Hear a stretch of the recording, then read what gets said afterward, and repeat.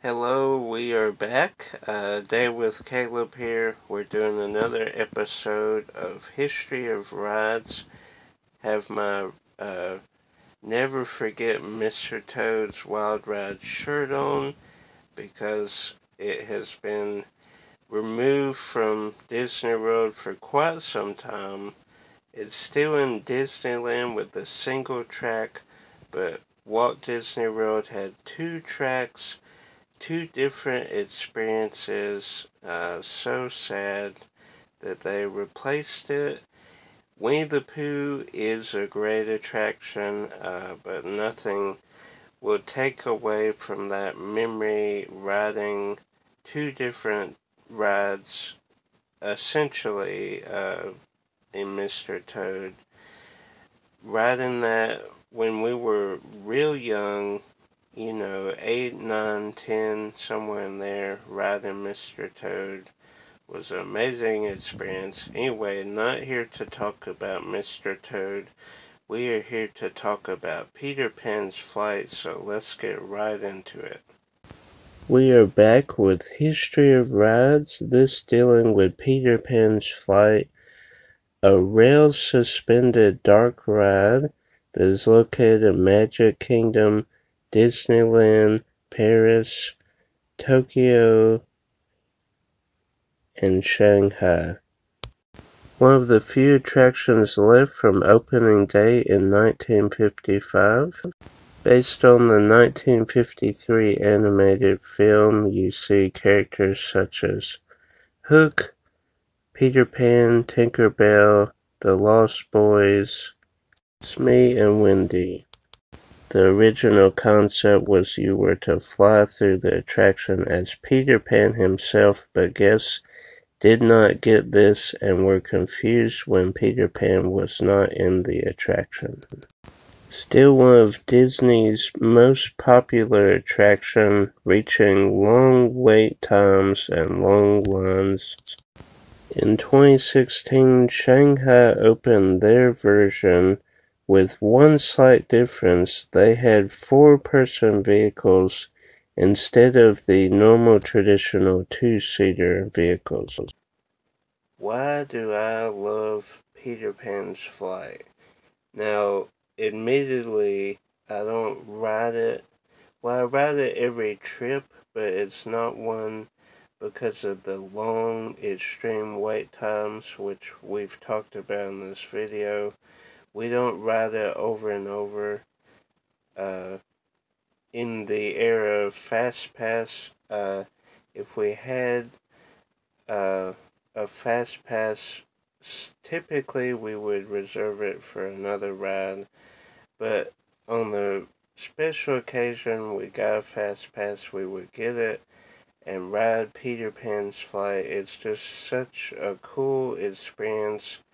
The history, everything that went into it, the engineering, which we've talked about too in this video, just everything about it. You're flying over Neverland and through the story there with Peter Pan and all the rest of the characters. Just a cool experience.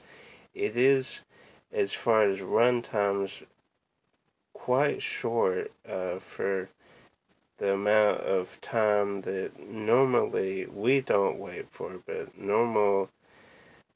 regular people without the knowledge and experience. They wait for 45, 60 minutes, sometimes 90 minutes. It can get up there as far as wait times, especially in these last couple trips with the queue being extended with distancing there.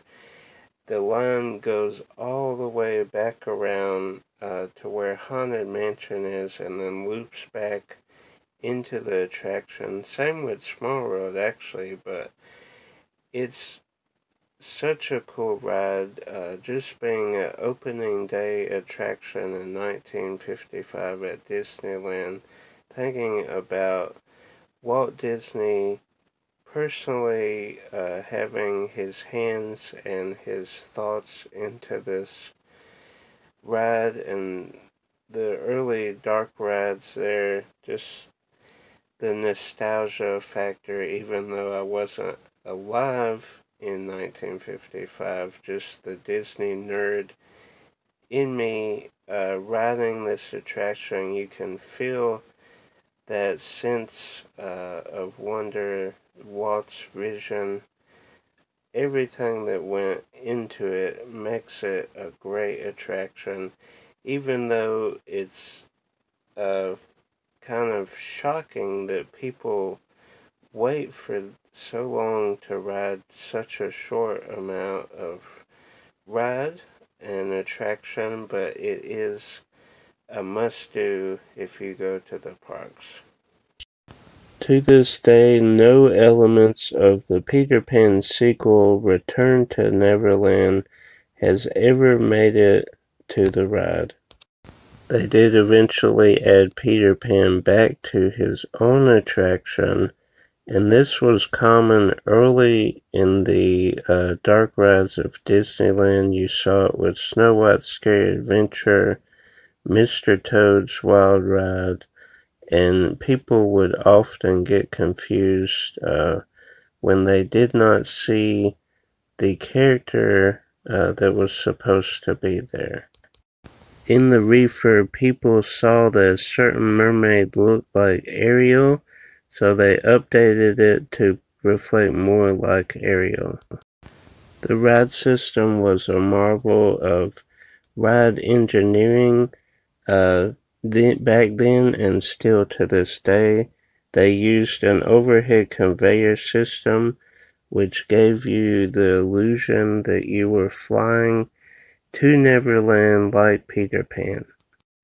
More on the history, check out Yesterworld Entertainment's video on Peter Pan's flight. Hope you enjoyed this history and looking back at Peter Pan's flight.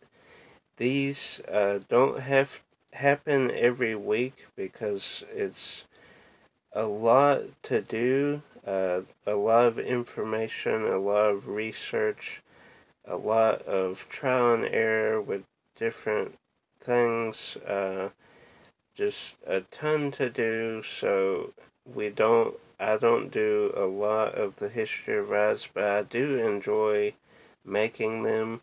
So like the video, subscribe if you're brand new to the channel, share with a Disney nerd. There are a bunch of history of rides videos out there. I'm not trying to take over that scene in any stretch, but I do like the history of Disney, so it's cool to do them. And I hope you enjoy.